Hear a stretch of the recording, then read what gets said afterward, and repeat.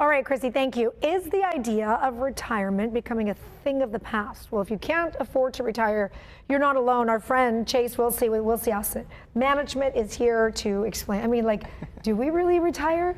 I've thought about this myself. Like, I don't know if that's ever going to happen. Well, I mean, there's a lot of kind of, I'll say, changes. And one thing I look at too is, you know, the retirement age is 65. I wouldn't be surprised if it gets pushed up over time. I mean, just simplistically, people are living longer. So you need your assets to last you longer in retirement. So, you know, you could see that retirement age drift up over time. It wouldn't be surprising to me. What did this new latest study say? Yeah, so this latest study, what it looked at, it was from AARP. It said about 1 in every 4 Americans over the age of 50 that haven't yet retired believe that they won't ever be able to retire. So, I mean, 1 in 4? 1 in 4, so about, we'll call it 25%. So, I mean, it's a pretty large portion, but there's actually a couple things in that survey that I also think are worth pointing out as well. And one thing I always like to share with people is the access to retirement plans. And people said, well, this is a big problem in society. There's not enough access to retirement plans. And flat out, I don't believe that's true. Anybody can go to Charles Schwab, Fidelity, open a traditional IRA, a Roth IRA. There is no requirements to do so other than that you need income.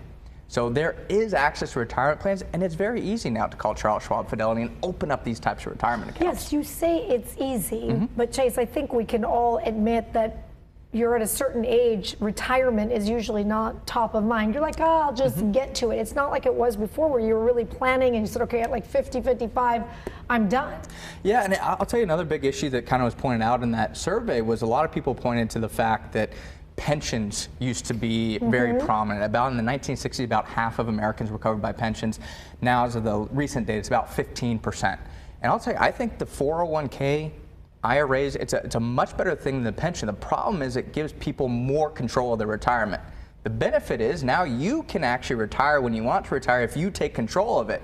The downside is if you do nothing your entire life, there's no pension left for you.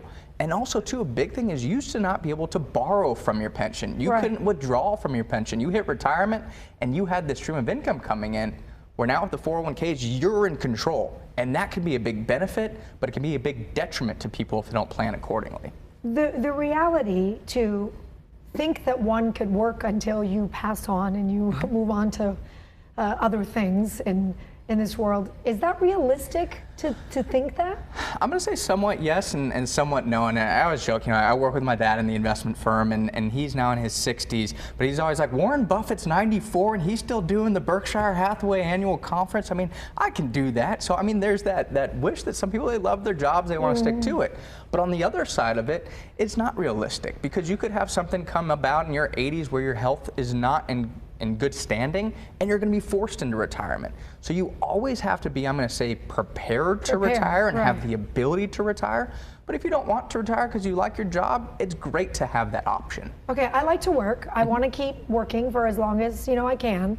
What would be an ideal age that you could tell us that we should plan that you could be and maybe and go into retirement? What would that number be? I mean, it's so hard because Social Security can start collecting around 62, so that's just one stream of income that can come in. But it's really dependent on how aggressive you are with saving in your 401k, maybe buying a house, maybe saving in investment accounts. I mean, because it's going to be dependent on people. If you do nothing until your 50s, you might not be able to retire. Is it too late to do something in your 50s? Oh, no, it's not too late to do something in your 50s. If you've done nothing until 50, you got to start now. I mean, now is always the best time to start.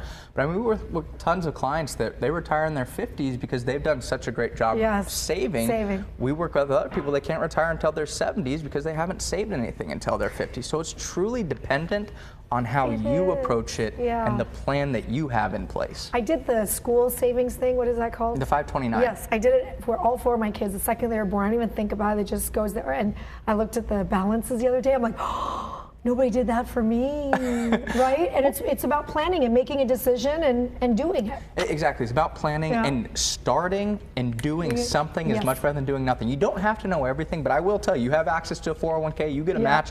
You start that 401k today because it's the biggest thing you can do in your life. I'm doing it. I'm listening to you. Chase, thank you. Good advice. Thank you.